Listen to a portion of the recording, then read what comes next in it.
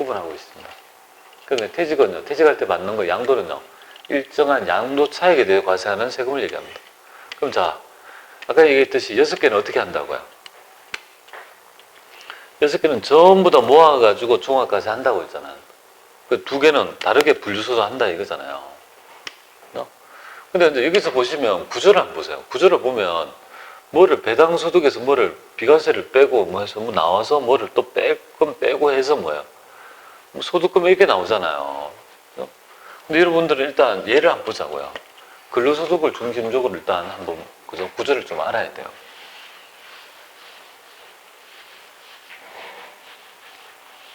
지금 어떻게 되어 있냐면 우리가 과세하는 단위가 소득 단위가 아니라는 거예요. 소득 단위가 아니고 과세하는 단위는 어떤 단위입니까? 소득 금액 단위라고. 소득 금액. 자, 근로소득을 예를 들어 볼게요.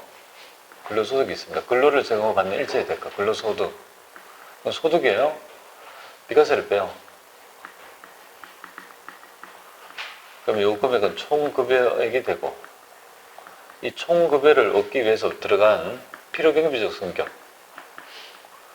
근로소득 공제를 차감한 금액이 바로 근로소득 금액이 돼요. 근로소득 금액, 소득 금액이 됩니다. 그러니까 소득과 소득 금액은요, 굉장히 큰 차이가 있습니다. 그러니까 여러분들은 용어를 정확하게 구사해 줘야 돼요. 근로소득인지 근로소득 금액인지 다르다 이 말이에요. 그러나 우리 시험의 버전은 중요한 거는 소득 금액이 중요해요. 왜? 합산하는 단위 있죠. 합해서 누진을 하는 그 단위가 뭐예요? 소득 금액 단위잖아요. 소득 단위가 아니란 말이에요. 그러니까 이걸 가지고 합하는 게 아니고 이 소득 금액을 가지고 적출한 금액을 다 합해가지고 누진을 시키는 그런 구조를 가진다는 걸 아셔야 될 것 같아요. 그럼 만약에 내가 근로소득 금액이 있고 내가 다른 사업소득 금액이 있으면 어떻게 됩니까? 내가 사업소득 금액이 있으면 이거 다 하고 뭐 기타 소득 금액이 있으면 뭐 이렇게 소득 금액 단위로 다 한다는 거잖아요. 이 합한 게 뭐죠? 바로 종합소득 금액이 될 거 아니에요. 근데 여러분 근로자 같으면 나는 사업소득도 없고 기타 소득도 없다고 하면 근로소득이 곧 뭐가 됩니까? 나의 종합소득 금액이 되는 거 아니겠습니까? 그렇게 될 것이에요. 그죠? 그리고 퇴직 양도는 다르게 과세합니다. 다르게 분류해서 과세하고 얘는 그저 퇴직할 때 적출한 세금을 일정 세금으로 과세 종결하는 완납적 원천징수. 양도소득은 우리가 양도일이 속하는 달에 다음 달 그저 2월 달까지 양도일이 속하는 달에 다음 달 그저 2개월 안에 예정 신고하고 5월 달에 확정 신고하는 이런 구조를 가지고 있거든요. 다르게 들어갑니다. 그럼 여기서 종합소득 금액이 나왔으면요. 종합소득 금액이 나왔으면 여기서 소득공제를 빼고 과표를 구해서 세율을 곱해서 산출세액이 나오고 세액공제 한면을 빼면 결정세액이 나오죠. 우리가 여기서 알아야 될 부분이 아까 전에 연말정산할 때 제가 뭐라고 했습니까? 결정세액 좀 적어놔라 했잖아요. 결정세액 얘가 있잖아요. 내가 정말 내야 될 세금이라고요. 그러니까 여기서 구조를 보면 이게 전체적인 구조를 보면 이렇게 되잖아요. 얘가 종합소득금액이라면 여기서 소득공제를 뺀다고요. 종합소득공제를 뺀 나머지가 바로 과세표준이 되는 거지. 부가가치세법의 과표는 매출액, 즉 공고가액이야. 공고가액. 하지만 얘는 과세표준이 바로 이렇게 구하는 거야. 종합소득금액에서 종합소득공제를 뺀 나머지가 바로 과세표준이 될 것이고 세율을 곱하잖아요. 세율은 아까 6%에서 최고세 42%의 7단계 초과 누진세율이라고요. 이 금액이 바로 산출세액이 될 거예요. 그죠? 내가 정말 내야 될, 여기서 세액공제 감면을 빼면, 세액공제 감면 세액을 빼면, 이 금액이 바로 뭐냐 하면, 바로 우리가 원하는, 우리가, 그죠? 비교 대상인, 내가 매달 띄는 돈 있잖아요. 얼마씩 내는 돈과 뭐와 비교하냐면 바로 얘를 비교하는 거예요. 결정세. 이거와 비교해서 있죠. 더 냈으면 돌려받고 덜 냈으면 더 내는 제도가 바로 연말정산 제도가 되겠습니다. 그렇죠. 근데 이런 연산을, 이 연산은 얘가 해줄 거 아니에요. 얘가 해줄 건데 구조는 알아야지. 그래서 구조는 이렇게 해서 구해지는 거구나. 이 결정세액은 누구 때문에 좌우되는 거예요? 그럼 여기서 이 결정세액은 누구 때문에 좌우된 줄 아세요? 그래서 얘 첫 번째 좌우되고, 그 다음에 얘는 이 금액에 비례하니까 별로 좌우되는 거 아니고, 그 다음에 두 번째, 세 번째 이렇게 되겠습니다. 첫 번째, 두 번째, 세 번째에 내가 소득공제를 할지 세공제 감면이 많으면 많을수록 뭐예요? 비과세가 많으면 많을수록 자동적으로 세금이 계속 줄 거 아니겠습니까? 그러니까 사람들이 이런 세공제 감면이랄지 소득공제를 받아가려고 뭐예요? 뭐 서류 챙겨서 내고 연말정산 간소화제로 내고 하는 이유가 여기에 있다고 보시면 될 것 같아요. 그럼 이 뒤에는 뭐냐? 가산세하고 뭐 기납부세 이거는 뭐냐? 이거는 사업소득자만 해당이 돼요. 여러분들이 뭐 근로소득하면서 가산세 내본 적이 있습니까? 없잖아요. 그리고 기납부세 미리 낸 것도 없는데 이런 것들은 전부 다 사업자의 얘기예요. 사업소득자의 얘기다. 이렇게 보시면. 여러분들은 뭐를 생각하면 결정세까지의 그죠? 개념을 정확히 익히는 거 중요하다 이렇게 보시면 돼요. 자, 그래서 여기 넘어가고요. 되겠죠. 자, 그 다음에 이제 여기서부터가 뭐냐면 금융소득부터 나와요. 2배사, 근영기, 태양 있죠. 쭉 나온다고요. 퇴직양도는 우리 시험 범위가 아니에요. 세무이급에. 그냥 퇴직양도가 뭐라는 정도만 알고 퇴직소득은 완납적 원천징수고 뭐 그 정도만 알면 돼요. 그러면 우리의 지금 있잖아요. 논의는 이자, 배당, 사업, 근로, 연금, 기타 이렇게 쭉 나올 건데요. 이자, 배당부터 배우지 않겠다고요. 뭐부터 배운다고 했어요? 우리는 근로소득을 바로 간다고요. 근로소득을 바로 가서 구조를 지금 여기서부터 바로 익혀 봐야 될 부분입니다. 얘는 나중에 할 거예요. 나중에. 단 대신에 그날에 2천만 원 이하의 금융소득은요. 아까 전에 분리과세되는 소득이다 하는 거, 완납적 원천징수라는 거, 뭐 그거 말고 다 가면 될 것 같습니다. 이건 나중에 한꺼번에 정리를 할게요. 간단히. 쭉 뒤로 넘겨가지고요. 어디 보시냐면 여기 21페이지 보세요. 21페이지에 근로소득부터 먼저 보도록 할게요. 여기부터 근로소득, 이거부터 바로 볼게요.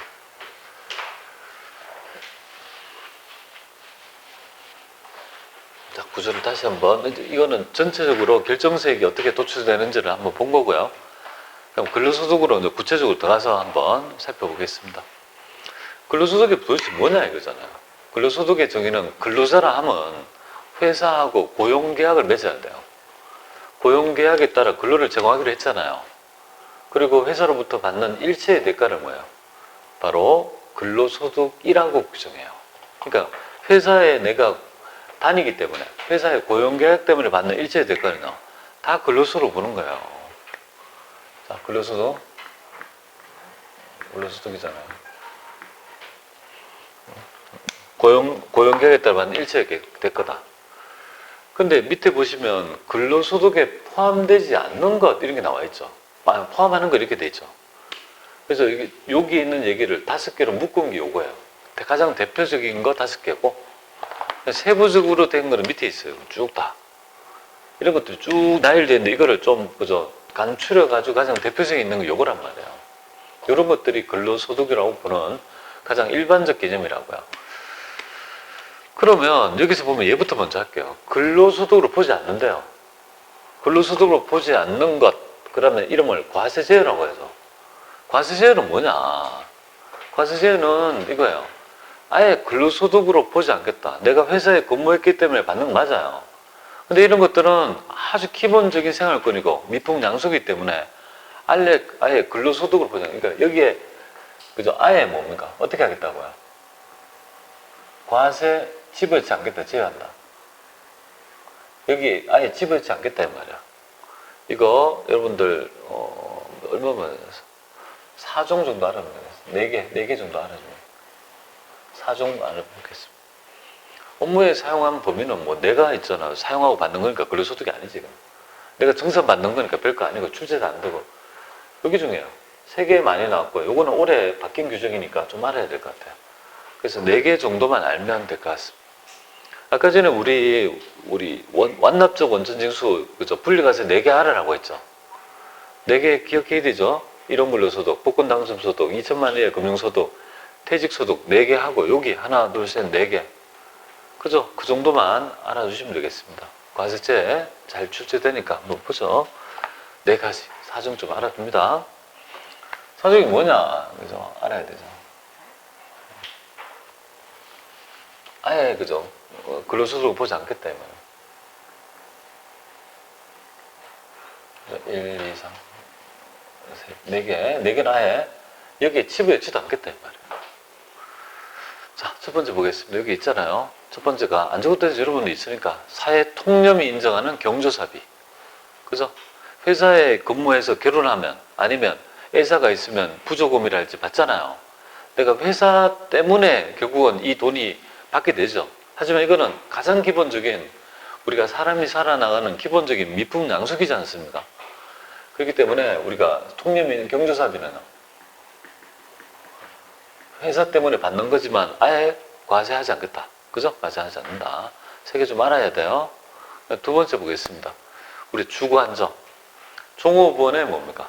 비출자 임원, 소액, 여기. 소액 임원 포함. 소액 임원 포함. 소액 임원은 지분율 1% 미만. 1% 미만인 소액 임원까지 포함합니다. 이런 자들이 사택에 만약에 살잖아요. 종업원이 사택에 가잖아, 사택에. 내가 사택이 없으면 앞에 원룸 한 달에 50만 원 주고 1년에 600인데 사택이 있으면 거기 들어가서 공짜로 있고 관리비만 내면 되잖아요. 회사 때문에 받는 현물급이잖아요. 이걸 어떻게 볼 거냐 이거죠. 내가 과연 근로소득으로 볼 거냐 말 거냐. 이거는 가장 기본적인 뭐예요? 주거 안정이잖아요. 그래서 아예 그래서 사택 제공이 종업원에 출자임은 안 되고 종업원의 사택 제공이익은요. 제공이익은 아예 과세 제외하겠다. 여기서 이제 알아야 될 점이 바로 이거잖아요. 그럼 얘는 근로소득을 아예 보지 않겠다는 건데 위에 근로소득을 보는 건 5번에 보면 뭐라고 되어 있습니까? 사택 제공이익인데 얘는 누구라고요? 바로 출자 임원 있죠. 출자한 임원이 사택에 들어와서 살 이유가 없는 거거든요. 그렇기 때문에 이렇게 살면 이 현물급여에 대해서 평가해서 얘한테 뭐야? 근로소득을 과세하겠다는 거야. 어떤 의미인지 알겠죠? 그러니까 나뉘지잖아요. 뒤에 밑에서 구분하겠지만. 자, 그 다음에 세 번째 한번 볼게요. 세 번째는 우리가 연 70만 원에 있죠. 사회보험료의 대납액입니다. 보장성 보험. 70만 원 내. 보장성 보험 대납액. 대납액이 되겠습니다. 이 취지는 제가 볼 때는 산재 보완 정책이다 이렇게 보시면 돼요. 다쳐가지고 만약에 현장에서 아파가지고 다치잖아요. 다치면 산업재해 보상금을 그죠? 좀 기억이 좀 오래 남으시라고 좀 강한 표현을 들게요. 팔이 잘렸다 가정할게요. 팔이 잘려가지고 이제 장애인이 되잖아요, 그죠? 그럼 일을 못 하잖아요. 근데 산재보험료는 형편없이 적어요. 그럼 어떻게 하겠습니까? 회사가 도의적으로 뭐예요? 이 작업장에서 일했기 때문에 회사한테 또 농성을 하는 거예요. 그러니까 다친 분들 회사 앞에서 원청에서 막 걸게 하죠. 그럼 왜 걸게 하냐면 산재로부터 받는 보상금이 자기가 원하는 만큼의 보상금이 안 되는 거예요. 너무 적어서. 그러니까 원청에 뭐예요? 원청에 네가 좀 도의적으로 나한테 1억 정도 줘야 되지 않느냐. 못 주면 막 그런 거예요. 그래서 보험은 다 드니까 한 달에 한 6만 원 정도 들면 1년에 70이쯤 되거든요. 설계를 해보면 다쳤을 때 그죠? 실손보상 한 정기보험으로 해서 한 6만 원, 7만 원이면 한 1, 2억 되거든요. 그런 정도가 되니까 그거를 회사가 계약자는 회사, 그 다음에 수익자는 어디입니까? 수익자는 종업원이에요. 네, 여기서 이제 요건이 이거였잖아요. 계약자는 누구예요? 계약자는 회사가 해야지. 회사가 대납해 주는 거니까. 그럼 수익자는요? 당연히 그죠. 종업원이 되겠습니다. 근로자. 종업원이 만약에 다친다. 그럼 돈은 누가 대납했냐면 회사가 대납하지 않겠습니까? 그러면 여기서 보상을 해주잖아요. 그래서 산재 보완 정책이라고 와서 이 정도는 뭐예요? 또 위험을 어느 정도 대비할 수 있잖아요. 그래서 회사의 위험을 그죠 보완하기 위한 정책이니까 기본적인 거다라고 해서 아예 과세하지도 않겠다 이런 취지가 있다고 보시면 돼요. 자, 그 다음에 한번 보겠습니다. 어떤 제도가 있는지. 올해 법 개정이 됐는데요. 과연 저게 실효성이 있는지는 모르지만 여기 보자. 우리 주택자금 있잖아요. 주택자금. 주택자금, 우리 전세자금이라든지 주택의 구입자금 있죠. 요거를 그죠 대여하는 이익이죠. 대여이익. 주택자금, 주택이 한두 푼 합니까? 사거나 임차했을 때 1억을 빌려줬다. 그럼 이거에 대해서 회사에 다녔기 때문에 받는 베네핏이잖아요. 근데 그걸 과세하지 않겠다. 아예 과세 제한다. 근데 여기 위에 보세요. 보세요. 종업원의 주택 구입 임차에 소요되는 자금을 절이나 무상으로 대여받으면서 받는 이익 있죠. 요거에 대해서는 과세한다 했잖아요. 근로소득에 포함한다고 했잖아요. 지금 이 번지수가. 그죠? 번지수인데, 근데 단 뭐를 제외한다는 거예요? 대기업은 안 되고 중소기업에 있잖아요. 직원들은 요거를 그죠? 과세 제외하겠다 이거잖아요. 그럼 여기 앞에 단서가 뭐 붙냐면 중소기업이 붙는다고. 중소기업이 붙잖아요. 그죠? 그러면 중소기업에 다니는 분들이 주택을 산다 했을 때 회사에서 이걸 주냐 이 말이에요. 중소기업에 다니는 회사에서 주택 구입이랄지 임차할 때 그거를 그죠? 돈을 빌려주냐 이 말이에요. 안 빌려줘요. 돈 자기도 지금 급여주기 바쁜데 뭐 어떻게 빌려줘. 과연 이 제도가 얼마나 실효성이 있을지는 좀 지켜볼 나름입니다. 제가 이거 딱 법 개정을 보고 이 과연 현실을 반영한 것일까? 그죠? 그건 좀 의문이 듭니다. 몇몇 기업은 그렇게 가능도 하겠지만 모르겠어요. 그래서 이런 것들은요. 내가 회사에 다니기 때문에 그죠? 돈을 받는 거지만 우리 법은 아예 과세 제외하는 그런 입장을 취한다. 이렇게 보시면 되겠습니다. 자, 이거 한번 볼까요? 다음 중 과세되는 근로소득을 보지 않는 것. 아직, 그죠? 여기 다 안 배웠어요. 근데 뭐, 여기 보면 과세되는 근로소득을 보지 않는다, 이 말은. 아니, 과세되는 게 아니다. 과세 제외를 물어보는 거잖아요. 그래서 답은 뭐예요? 이런 아직 안 배웠잖아요, 아직. 임원에. 사업자가 종업원에게 지급한 경조금 중 사회통념 인정하는 요거는 뭐예요? 경조사비는 아예 근로소득을 보지 않겠다 이거죠. 답은 여러분이 맞출 수 있는데 나머지는 배워야 돼요. 아직 배운 거 아니에요. 답은 맞출 수 있지만 그렇습니다. 좀 헷갈리는 개념을 정리하면 이렇게 될 것 같아요. 여기 보면은 이것도 좀 정리해야 되네.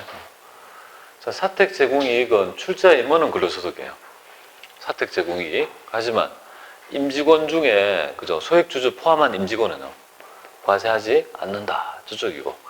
근데 주택자금 대여이익은 주택을 사기 위해서 빌려준 그죠 대여이익은 일반적으로 근로소득이라고요. 하지만 중소기업의 뭡니까? 중소기업의 종업원은 뭡니까? 과세하지 않는. 중소기업의 종업원이 아니고 그죠 임원이라면요. 이건 안 되거든요. 그런 차이가 있다고 보시면 될 것 같습니다. 자, 이거는 이제 좀 배워야 되겠죠. 그리고 이제 근로소득은 이렇게 되고 이렇게 과세 제외되는 거고. 여기 이제 비과세가 있을 거 아니에요? 비과세가 6종이 있어요, 6종. 이거 좀 적어 놓을래요? 6종.